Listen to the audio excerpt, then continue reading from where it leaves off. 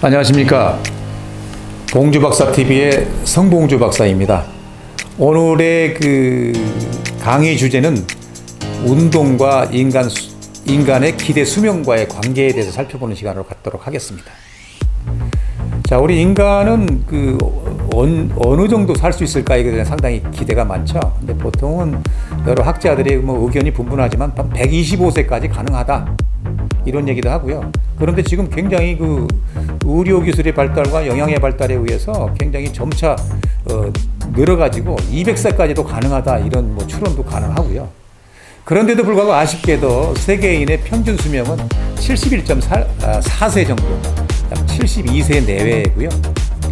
이게 2016년도의 결과입니다.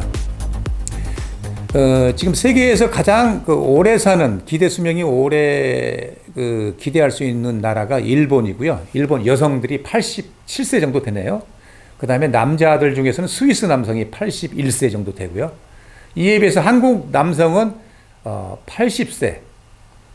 굉장히 늘었네요. 저는 70세, 2017년 통계청 자료인데, 그다음에 한국 여성은 86세. 역시 여성들이 남성들보다 오래 사는 것 같아요. 하지만 한국도 세계적인 수준에 못지않게 굉장히 장수 국가에 들어가고 있다는 것을 알 수가 있고요. 우리가 운동이 좋다 많이 얘기하고 있지만 운동을 안 한 이유가 여러 가지가 있어요. 보통 여성들의 경우도 많은데 땀 흘리는 게 싫다, 그다음에 시간이 없다, 돈이 없다, 이런 얘기를 많이 하는데 실질적으로 보게 되면 결국은 실천 의지가 부족하다. 운동을 하기 위한 동기 부족과 실천 의지 부족이다, 이런 얘기를 할 수가 있고요.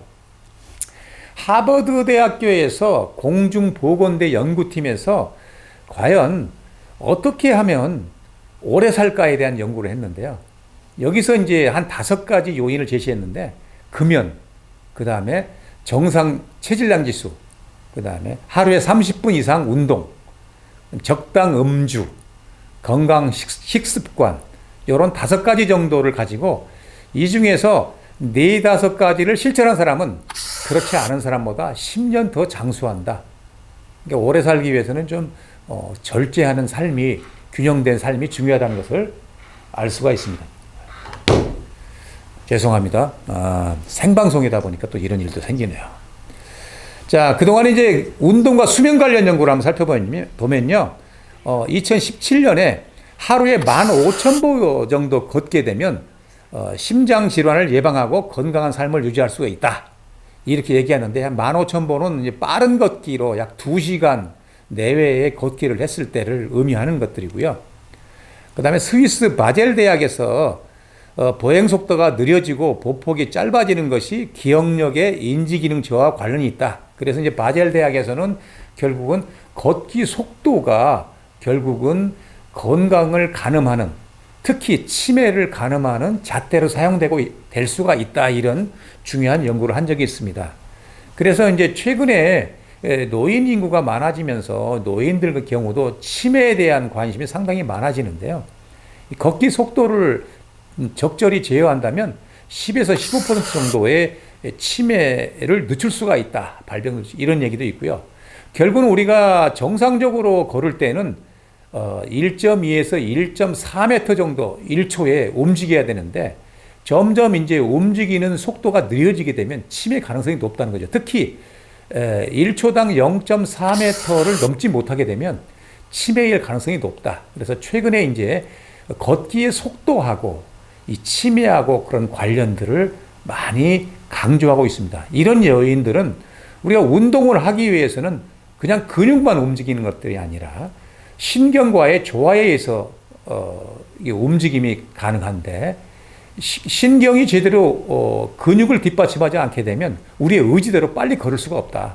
그래서 건강한 사람들은 근육과 신경이 조화롭게 움직여주는데, 협응력을 발휘하는데, 건강하지 못한 사람들은 근육과 신경이 조금 제대로 조화롭지 못하는 것들이죠. 그러니까 자기 의지대로 빨리 걷지 못하는 그런 결과가 나타나기도 합니다. 또 미국 UCLA 대학의 메릴 교수팀은 꾸준한 운동, 그 다음에 좋은 식습관, 정상 체중을 갖춘 사람이 뇌를 건강하게, 젊게 만든다 이런 결과를 발표한 적도 있고요. 또한 미국 스포츠의학회에서는 성인들의 건강을 위해서 활기찬 걷기 속도로 시속 4.8에서 6.4m 정도, 4km 좀 빠른 걷기죠. 이런 속도로 걷는 것들이 가장 건강을 유지하는 방법의 하나다 이렇게 제시해주고 있습니다. 건강한 미국인의 평균 연령대별 걸음수를 보면요, 10세, 8세, 10세는 12,000보에서 16,000보, 그 다음에 20에서 40대는 7,000에서 13,000보, 그 다음에 50세, 70세는 6,000에서 8,500보, 85,000보 잘못 나왔네요. 8,500보. 그 다음에 만성질환자나 장애가 있는 사람은 3,500, 5,500보.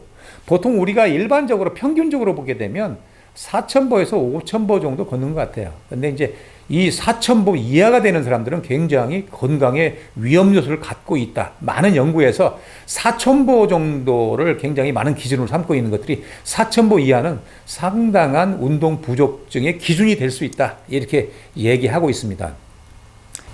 이 운동과 수면 관련 연구를 한번 보면요. 1953년에 세계적인 의학 학술지인 랜싯이라는 여기에 영국에서 그 2층 버스 기사하고 그 다음에 안내원의 협심증 등 관상동맥 질환에 의한 사망률을 비교한 결과가 재미있었는데요. 결국은 활동량이 많은 안내원이 관상동맥 질환으로 인한 사망률이 그 운전기사보다 절반에 불과했다.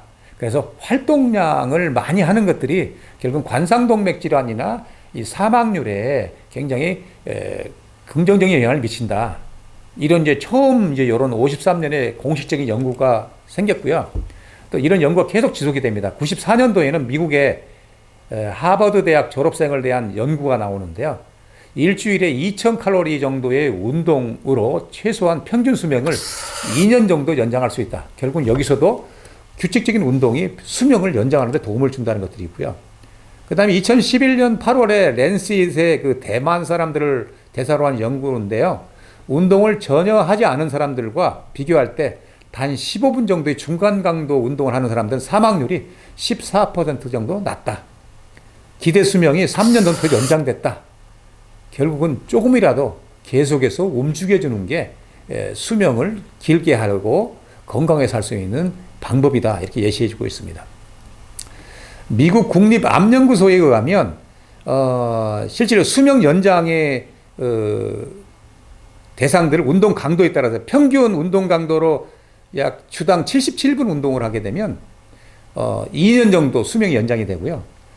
일주일에 150분은 3.4, 그 다음에 450분은 4.5, 정상 체중의 지속적인 운동을 하면 7년 정도. 그러니까 여러 가지 많은 연구를 보게 되면 보통은 짧게는 2년, 길게는 약 10년까지 규칙적인 운동이 수명을 연장하는 걸로 알 수가 있습니다. 여기도 보게 되면 재미있는 연구가 있는데 과연 어떤 운동 종목이 오래 살까? 제가 하고 싶은 연구였는데 여기 피터 쇼노라는 박사님이 연구를 2018년에 했어요. 여기에 보게 되면 재미있는 연구 결과인데요. 테니스가 꾸준히 테니스를 하는 사람이 9.7년 수명이 더 오래 살았고요. 배드민턴이 6.2년, 그다음에 축구가 4.7년, 사이클이 3.7년, 수영이 3.4년, 조깅이 3.2년, 건강체정화 3.1년, 헬스장이 1.5년. 자, 우리가 생각하는 좀 다르죠? 헬스장에 열심히 다니면 더 오래 살 줄 알았는데 상대적으로 저 테니스보다는 좀 짧았어요.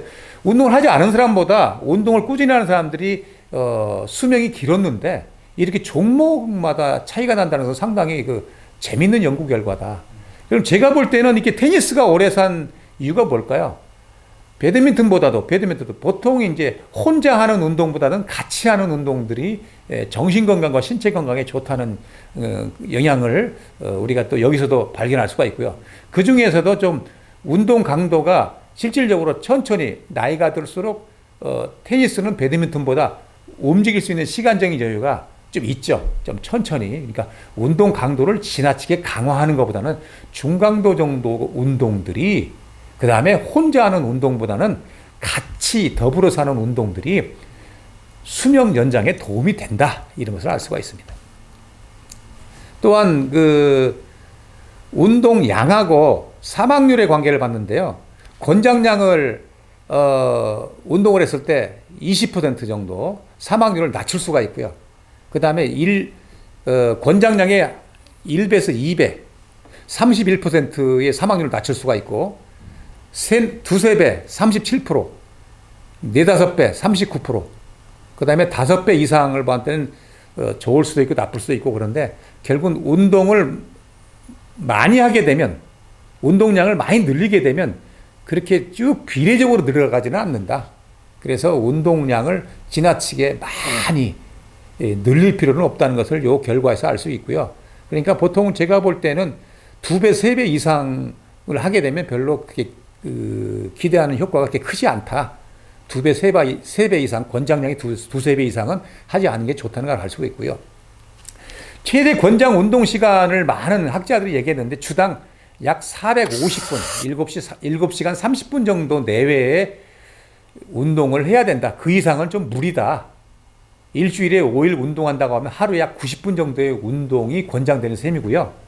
일주일에 1, 2일은 충분히 휴식하고 운동을 자주 해주고 7시간 내외에 충분한 수면, 적정 영양 섭취 등을 같이 해주는 것도 잊지 말아야 된다. 많은 학자들이 주장을 해주고 있습니다. 결국은 인간의 수명들은 굉장히 예전보다 늘어나고 있습니다. 그래서 뭐 125세에서 200세까지도 하지만 결국은 기대 수명과 건강 수명의 차이는 굉장히 존재한다. 기대 수명은 우리가 이제 죽을 때까지 되면 건강 수명, 건강하게 살 수 있는 것들인데 건강하게 살 수 있는 기간을 좀 더 길게 하는 것이 가장 중요하거든요. 이거에 가장 많은 영향을 주는 것들이 규칙적인 운동이다. 규칙적인 활동량을 늘리는 습관. 앞에서도 얘기했지만 운동을 많이 하려는 것보다도 운동을 조금씩 15분, 13분, 20분 내외의 운동을 꾸준히 하더라도 그렇지 않은 사람보다는 좋다는 것들이죠. 가장 중요한 것은 권장량의 운동량을 해주는 게 중요하고요.